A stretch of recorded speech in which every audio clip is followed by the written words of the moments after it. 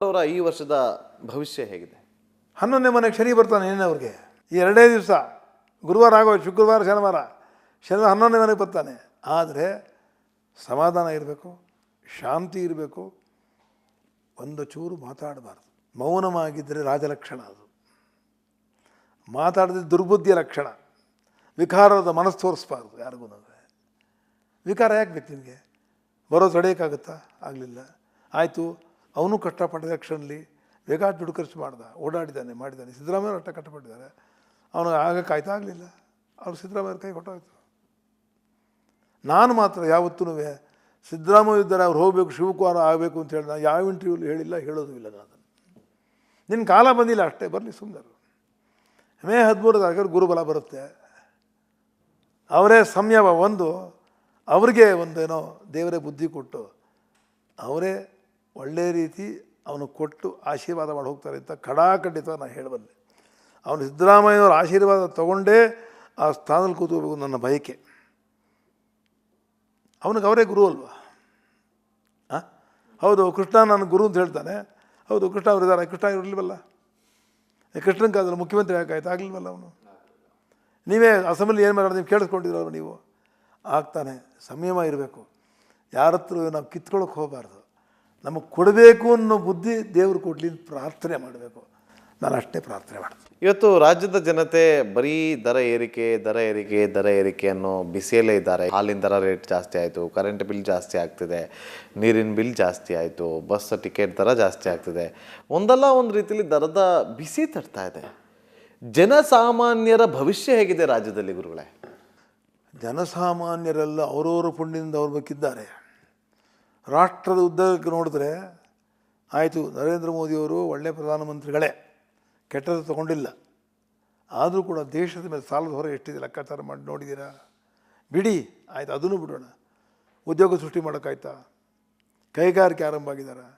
ನಮ್ಮ ರಾಜ್ಯನೇ ತಗೊಳ್ಳಿ, HAL, HMT, IT ಎಲ್ಲ ಮುಚ್ಕೊಂಡು ಹೋಗ್ಬಿಡ್ತಲ್ಲ ಎಲ್ಲರೂ. ಉದ್ಯೋಗ ಹೇಗೆ ಉದ್ಯೋಗವೇ ಇಲ್ಲದೇ ಇದ್ದರೆ ಉದ್ಯೋಗದ ಏನು ಮಾಡ್ತಾನೆ ಸರ್? ಲೂಟಿ ಮಾಡ್ತಾನೆ, ಕಳ್ತನ ಮಾಡ್ತಾನೆ, ಹೆಣ್ಮಕ್ಳು ಹಿಂಸೆ ಮಾಡ್ತಾನೆ. ನಾವೇ ಭಯೋತ್ಪಾದನೆಯನ್ನು ಹುಟ್ಟಾಕ್ತಿದ್ದೀವಲ್ಲ ನಾವೇನೆ. ಇಂಥ ಪ್ರಸಂಗದಲ್ಲಿ ಬೆಲೆ ಜಾಸ್ತಿ ಆಯಿತು ಅಂದರೆ ಏನೀಗ ಗೊತ್ತೇನು? ಜನಕ್ಕೆ ಅದನ್ನ ಬಿಡಬೇಕು.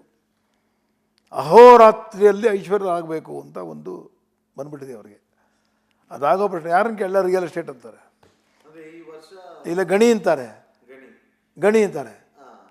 ಇಲ್ಲ ಅಂದರೆ ಎಲ್ಲ ನಾವು ರಿಲಯನ್ಸ್ ಆಗಬೇಕು, ಇಲ್ಲ ಅಂಬಾನಿ ಆಗಬೇಕು ಅಂತ ಹೋಗ್ತಾರೆ ಅವರು, ಅದು ಅದಾನಿ ಆಗಬೇಕು. ಕಷ್ಟ ಇದೆಯಾ ಹಾಗಾದರೆ ರಾಜ್ಯದ ಜನರ ಮುಂದಿನ ದಿನಗಳಲ್ಲಿ ಕಷ್ಟ ಅಂತ ಏನಾದರೂ ಬರುತ್ತಾ? ಯಾಕಂದ್ರೆ ನೀವು ಆಲ್ರೆಡಿ ಹೇಳಿದ್ರಿ, ಮಳೆ ಗಾಳಿ ಬೆಳೆ ಎಲ್ಲ ಚೆನ್ನಾಗಿ. ನಾನು ಕಷ್ಟ ನೋಡಿ, ಕಷ್ಟ ಸುಖ ಯಾವಾಗಲೂ ಇದ್ದೇ ಇರೋದು. ಕಷ್ಟ ಕೊಡಲಿ ದೇವರು, ನಾವು ಹೇಗೆ ನಿಭಾಯಿಸಬೇಕು, ನಿಭಾಯಿಸೋಕ್ಕೆ ಶಕ್ತಿ ಕೊಡೋದು ಭಗವಂತನ ಕೇಳಬೇಕಷ್ಟೇ. ಕಷ್ಟ ಕೊಡ್ಬೋದು ಸಾಧ್ಯವೇ? ನಾವೇನೇನು ಪಾಪ ಮಾಡಿದ್ದೀವೋ? ಹೌದು, ಈಗ ನೋಡಿ, ಧರ್ಮ ಮಾಡದೇ ಇದ್ಮೇಲೆ ಹೇಳ್ತಾನೆ, ಧರ್ಮಕ್ಕೆ ನೀ ಕೊಡದೇ ಇದ್ದರೆ ನಿನ್ನ ದುಡ್ಡೆಲ್ಲ ವೈದ್ಯಂಗೆ ಹೋಗುತ್ತೆ ಅಷ್ಟೇ. ಡಾಕ್ಟರ್ ಜಾಬ್ ಸೇರುತ್ತೆ, ಕುಯ್ತಾರೆ, ಅವ್ರ ಪ್ರಾಣ ಹೊರಟೋಗುತ್ತೆ. ತುಂಬ ಪ್ರಯತ್ನ ಮಾಡಿ ಉಳಿಲಿಲ್ಲ ನಿಮ್ಮ ಮಗ, ಏನು ಮಾಡಲಿಲ್ಲ ಅಂದ್ಬಿಡ್ತಾರೆ. ನಿನ್ನ ತಂದೆ ಉಳಿಲ್ಲ, ನಿಮ್ಮ ತಾಯಿ ಉಳಿಲ್ಲ ಅಂದ್ಬಿಡ್ತಾರೆ. ಯಾಕದು? ಧರ್ಮದ ಅರ್ಥವನ್ನು ತಿಳ್ಕೋಬೇಕು. ಮನೇಲಿ ಪೂಜೆ ಸಂಕಲ್ಪ ಮಾಡೋರು ಸಾಲದು. ಧರ್ಮ ಅರ್ಥ ಕಾಮೋಕ್ಷ ಸಿದ್ಧಾರ್ಥಮ್ ಅಂತ ಹೇಳುತ್ತಲ್ವ. ಏನಿದೆ ಒಂದು ದಾನ ಕೊಡು. ಯಾವುದೋ ಒಣಗೋಗಿ ದಣ್ಣೋ ಒಣಗಿ ಬೆಳ್ಳಿದೆಲ್ಲ ಕೊಡೋದು ಬ್ರಾಹ್ಮಣಂಗಲ್ಲ. ಶುದ್ಧವಾದ ನೀನು ತಿನ್ನೋಕ್ಕೆ ಉತ್ತಮವಾದ ಕೊಡು. ಬಟ್ಟೆ ದಾನ ಕೊಡ್ತೀಯ, ಅತ್ಯುತ್ತಮವಾದ ಕೊಡು. ನಮ್ಮಲ್ಲಿ ಏನು ಮಾಡ್ತೀವಿ ನಾವು? ಯಾಕೆ ನಿಮಗೆ ಪ್ರಸಂಗ ಹೇಳಿದೆ ಅಂದರೆ, ಇಷ್ಟೆಲ್ಲ ಆದರೂ ಕೂಡ ಈ ವರ್ಷ ಬೆಳೆ ಚೆನ್ನಾಗಿ ಬರುತ್ತೆ, ಮಳೆ ಚೆನ್ನಾಗಾಗುತ್ತೆ. ಆದರೆ ಉತ್ತರ ಭಾರತದಲ್ಲಿ ಬಿರುಗಾಳಿ ಬೀಸಿ ಕೆಲವೊಂದು ಅವಘಡಗಳು ಉತ್ತರ ಪ್ರದೇಶದಲ್ಲಿ ಆಗುತ್ತೆ. ರೈತರು ಖುಷಿಯಾಗಿರ್ತಾರೆ. ರೈತರು ಖುಷಿಯಾಗಿರ್ಬೇಕಾದ್ರೆ ರೈತರನ್ನ ಕೆದಕಬಾರ್ದು. ರಾಷ್ಟ್ರ ಆಳೋರು ಅವರ ಸವಲತ್ತು ಕೊಡಬೇಕು. ಅವ್ರಿಗೇನು ತಲಬೇಕು ಅವ್ರಿಗೆ. ಕೃಷಿ ಕ್ಷೇತ್ರ ಎಲ್ಲನೂ ನೀವು ಅವ್ರು ಮಾರೋದೆಲ್ಲ ತಂದ್ಬಿಟ್ಟು ನೀವು ತೊಗೊಂಬಿಟ್ಟು ಉಗ್ರಾಣದಲ್ಲಿ ಹಾಕೊಂಬಿಟ್ಟು ನೀವು ಬೆಲೆಗೆ ಮಾರ್ಕೊಂಡು ಬೆಲೆ ಸಿಕ್ಕಿದ್ರೆ ಏನು ಮಾಡ್ತಾರೆ ಪಾಪ. ಕೃಷಿ ಕ್ಷೇತ್ರದಲ್ಲಿ ಒಂದು ಸಿಹಿ ಸುದ್ದಿಯನ್ನು ಕೊಟ್ಟಿದ್ದೀರಿ, ಬೆಲ್ಲದಂಥ ಸುದ್ದಿಯನ್ನು ಕೊಟ್ಟಿದ್ದೀರಿ. ಸಿನಿಮಾ ಕ್ಷೇತ್ರ ಹೇಗಿದೆ ಇವತ್ತು? ಸ್ಯಾಂಡಲ್ವುಡ್ಡು ಒಂದು ದೊಡ್ಡ ಮಟ್ಟದಲ್ಲಿ ಹೋಗ್ತಾ ಇತ್ತು. ಪ್ಯಾನ್ ಇಂಡಿಯಾ ಹಾಲಿವುಡ್ನಲ್ಲೂ ಕೂಡ ಚರ್ಚೆಗಳು ಮಾಡುವಂಥ ಸಿನಿಮಾಗಳು ಬರ್ತಾಯಿತ್ತು. ಆದರೆ ಸಿನಿಮಾ ಕ್ಷೇತ್ರದಲ್ಲಿ ಆಗ್ತಾ ಇರುವಂಥ ಒಂದಷ್ಟು ಬೆಳವಣಿಗೆಗಳು, ಎಲ್ಲೋ ಒಂದು ಕಡೆ ಕಳಂಕಗಳು, ಇದನ್ನು ಗಮನದಲ್ಲಿಟ್ಕೊಂಡು ಮಾತಾಡೋದಾದ್ರೆ ಗುರುಗಳೇ, ಹೇಗಿದೆ ಸಿನಿಮಾ ಕ್ಷೇತ್ರ ಈ ವರ್ಷ ಕರ್ನಾಟಕದ ಸ್ಯಾಂಡಲ್ವುಡ್ನಲ್ಲಿ? ನೋಡಿ, ನೀವು ಯಾವ ಸೀರಿಯಲ್ ಬೇಕಾದ್ರೂ ನೋಡಿ, ಯಾವ ಸಿನಿಮಾ ನೋಡಿ, ಅದರ ಕ್ರೈಮ್ ಪಾರ್ಟೇ ಜಾಸ್ತಿ, ಎಲ್ಲ ಸೇರಿ ಅಳೋದೇ ಜಾಸ್ತಿ. ಸಂತೋಷವಾದ ಯಾವುದೋ ಒಂದು ಸೀನು ಕಂಟಿನ್ಯೂ ತೋರಿಸ್ಬಿಡಿ ನೋಡೋಣ ನೀವು. ನಮ್ಮ ಮನಸ್ಸೇನಿದೆ ಆ ಮನಸ್ಸು ಮೇಲೆ ಹೋಗ್ತಾ ಇದೆ ಅವ್ರಿಗೆ.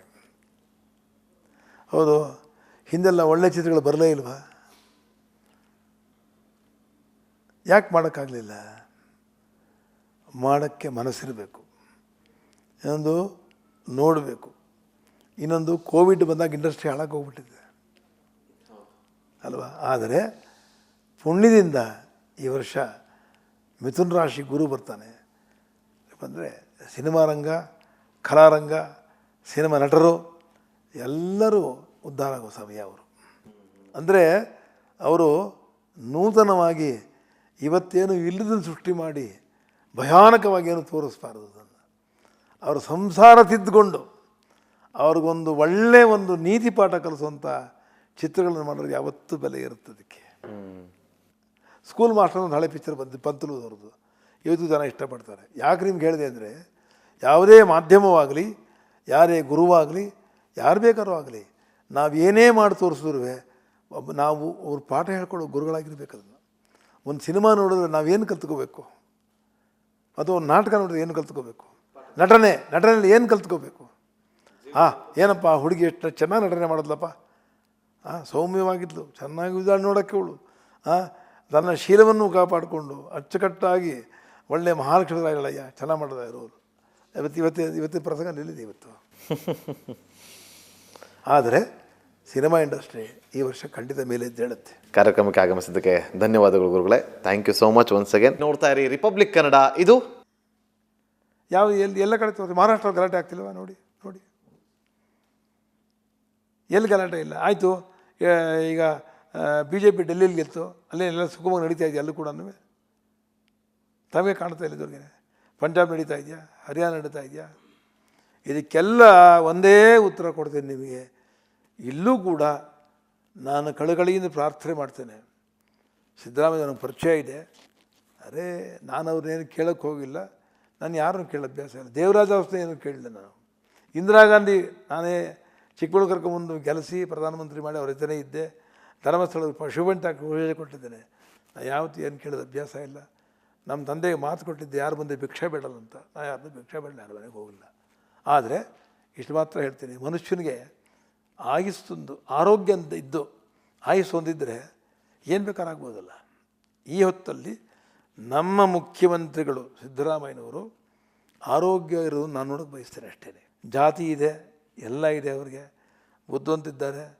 ಇಷ್ಟು ವಿಶೇಷವಾದ ಅವಧಿಯಲ್ಲಿ ಅವರಷ್ಟು ಹಣಕಾಸಿನ ಬಜೆಟ್ ಕೀರ್ತಿ ಗಳಿಸಿದ್ದಾರೆ, 7 ವರ್ಷ ಮಾಡಿದ್ದಾರೆ.